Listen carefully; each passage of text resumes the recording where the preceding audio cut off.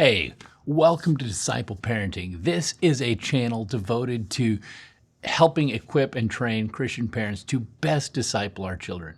If this is your first time joining, I am so glad to have you here. And if you're a subscriber, welcome back.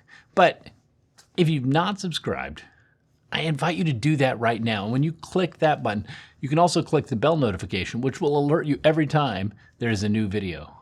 So I am looking for other parents who are passionate about the same thing so that we can create a community together where we can start helping each other be the best parents we can for the kingdom.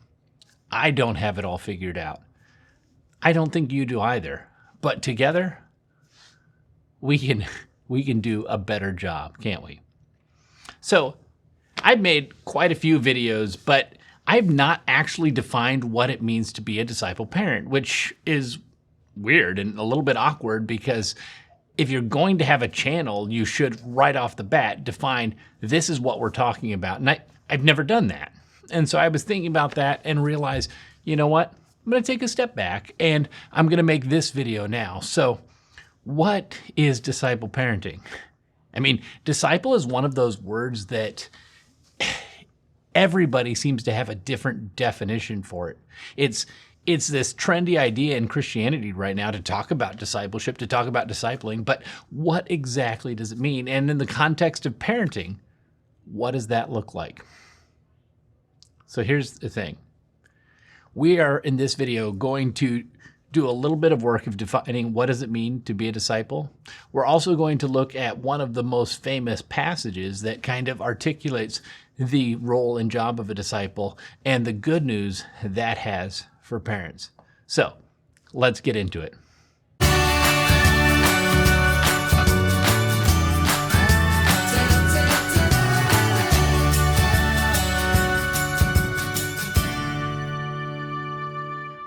So if I were to ask you what is a disciple, and this is a question I like asking people, I get a whole variety of different answers, but the one that usually rises to the top is a follower. But it's more than just a follower, isn't it? I mean, after all, it's a follower, it's a student, there's definitely a relational aspect because Jesus defines his disciples as friends. And here's the thing. It also carries the connotation that one day you're going to be more than just a student, more than just a follower. You're going to be the teacher. You're going to be teaching other people. And so what does this look like in Christianity? What does this look like in our homes as parents, as trying to equip our children to not only have a relationship with Jesus Christ, but to take a stand for his kingdom and to start telling other people about Jesus? It's bigger than just teaching your kids a set of beliefs. It's bigger than just praying with them. You are actually trying to, from the beginning, mobilize your children and equip them for a different picture of church. So let's begin by looking at that famous Great Commission found at the very end of Matthew.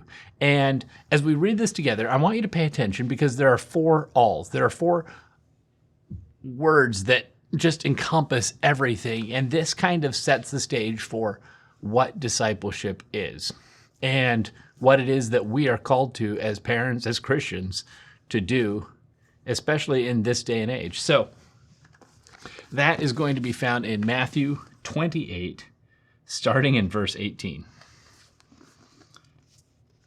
And Jesus came and spoke to them, saying, "All authority has been given to me in heaven and on earth." So that first all is all authority.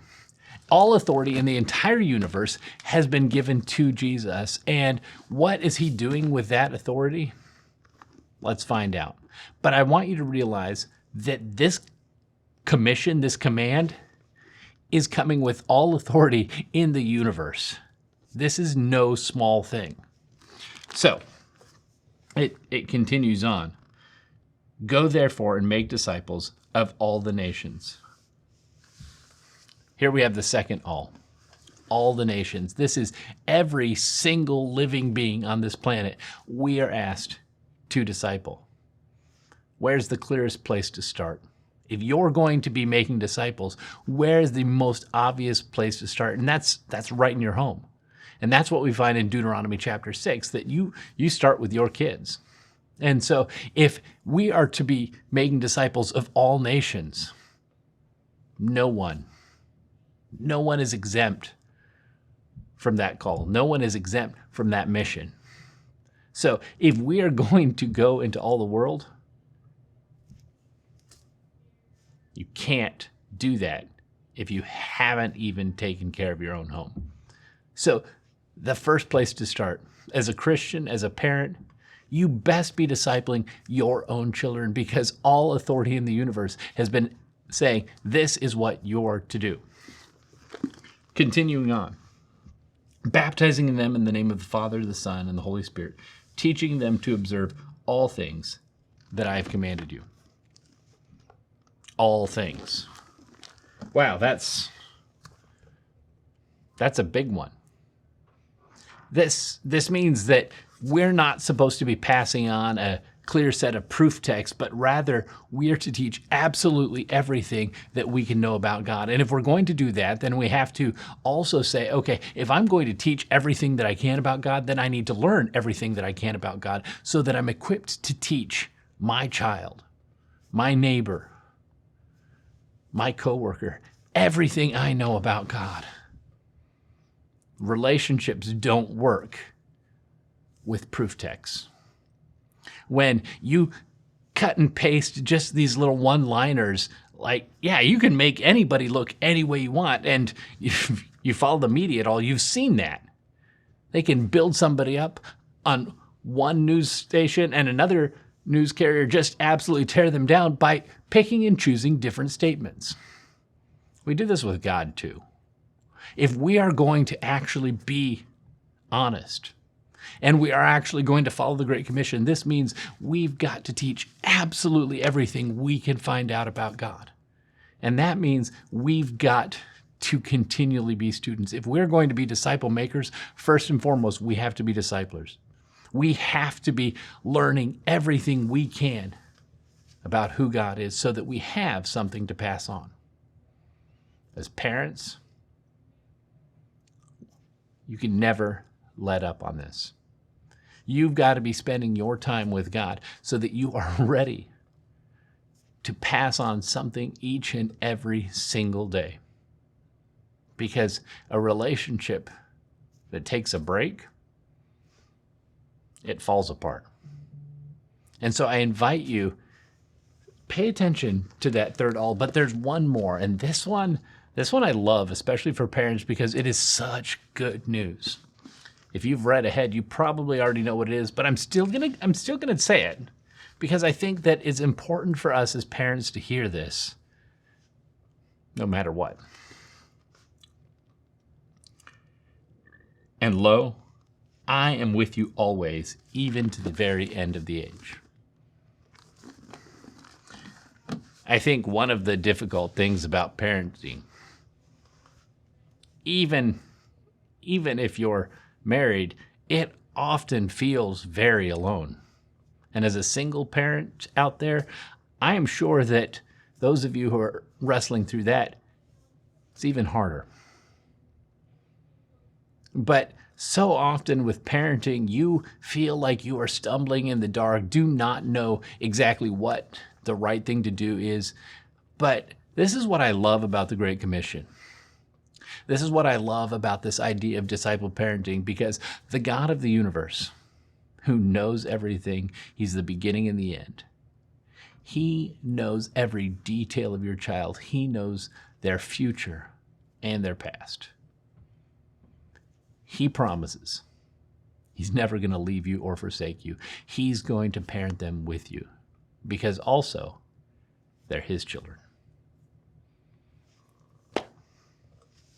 So what does it mean to be a disciple parent?